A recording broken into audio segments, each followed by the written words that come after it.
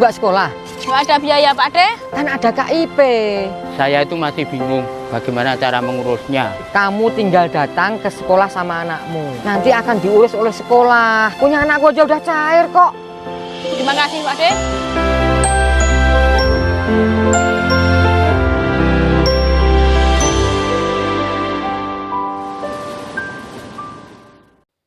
Assalamualaikum warahmatullahi wabarakatuh. Berjumpa lagi dengan saya di Arvan Saputra Channel. Nah, pada kesempatan kali ini saya akan memberikan informasi untuk para KPM PKH maupun BPNT yang memiliki anak sekolah mulai dari jenjang SD, SMP, dan SMA. Nah, kira-kira ada berita penting apa di tanggal 31 Januari 2022? Simak terus. Nah, oke teman-teman, sebelum pada berita untuk para KPM yang memiliki anak sekolah, di sini saya akan memberikan informasi perkembangan PKH tahap pertama dan BPNT alokasi bulan Januari tahun 2022 ini. Nah, kenapa sampai saat ini belum cair-cair ya, dan apa penyebabnya? Nah, kalian simak video ini sampai selesai dan jangan di skip-skip agar tidak gagal paham. Jadi, sesuai surat dari Kemensos kepada Dinas Sosial Daerah untuk melakukan verifikasi kelayakan peserta hingga akhir Januari 2022 ini, maka sementara kemungkinan di bulan Januari 2022 ini belum ada pencairan untuk PKH maupun BPNT.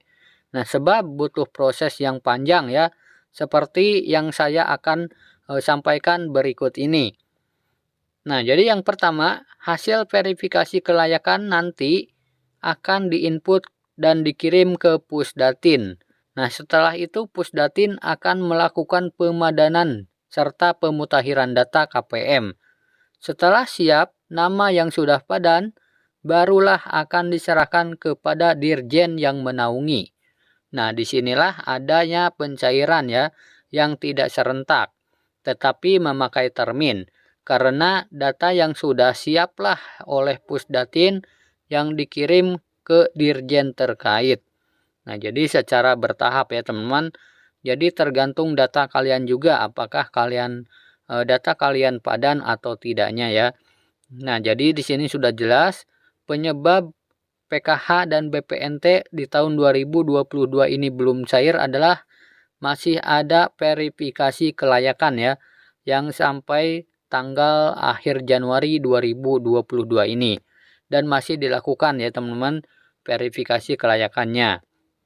Nah, jadi jangan kaget bila nanti untuk para KPM PKH maupun BPNT bila mana ada pencairan, nah punya kalian tidak cair, kemungkinan kalian datanya tidak padan atau kedapatan tidak layak menerima bantuan ya teman-teman. Nah, itu yang pertama. Kemudian yang kedua, lalu oleh Dirjen terkait data KPM selanjutnya akan dilihat ulang padan atau tidaknya. Dan barulah diberikan SK dari Kemensos yang selanjutnya akan diserahkan dan dibuatkan SPM kepada KPPN. Nah, inilah jawaban mengapa sampai saat ini semua PKH tidak ada BPNT-nya dan ada BPNT-nya ya. Nah, sebab beda mekanismenya.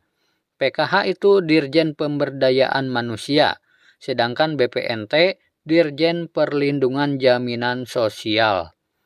Nah, jadi ini jawaban mengapa sampai saat ini tidak semua penerima PKH memiliki BPNT atau mendapatkan BPNT ya.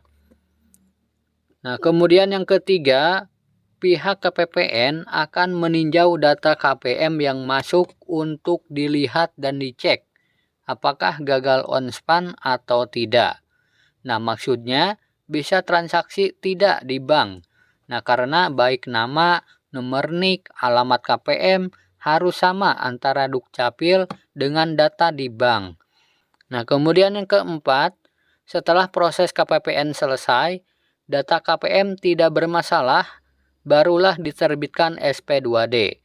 Nah, jika datanya tidak bermasalah, barulah diterbitkan SP2D ya, dan diserahkan kepada bank himbara atau bank penyalur. Baru setelah itu tinggal tunggu pihak bank melakukan pentransferan ke ATM KKS peserta. Nah, jadi seperti itu ya teman-teman dari alur pencairan PKH maupun BPNT.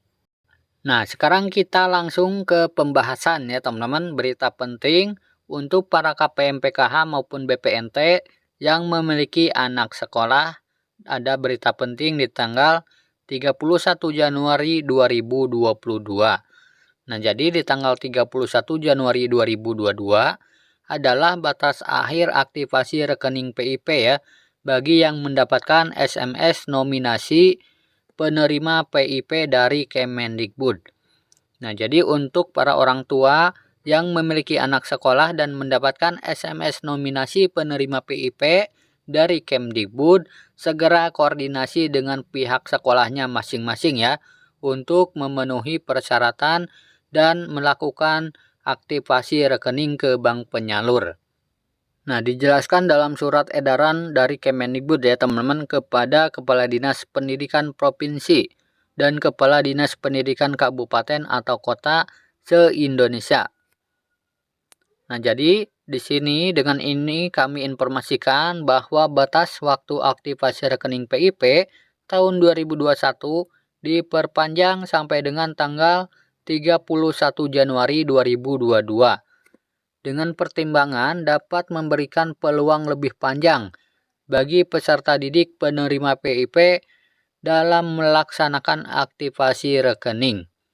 Berkaitan dengan hal tersebut, Dinas Pendidikan Provinsi, Kabupaten, atau Kota diharapkan segera memberitahukan dan mendorong satuan pendidikan atau sekolah agar berkoordinasi dengan bank penyalur dalam proses aktivasi rekening atau pencairan dana PIP agar tertib dan lancar di wilayah masing-masing.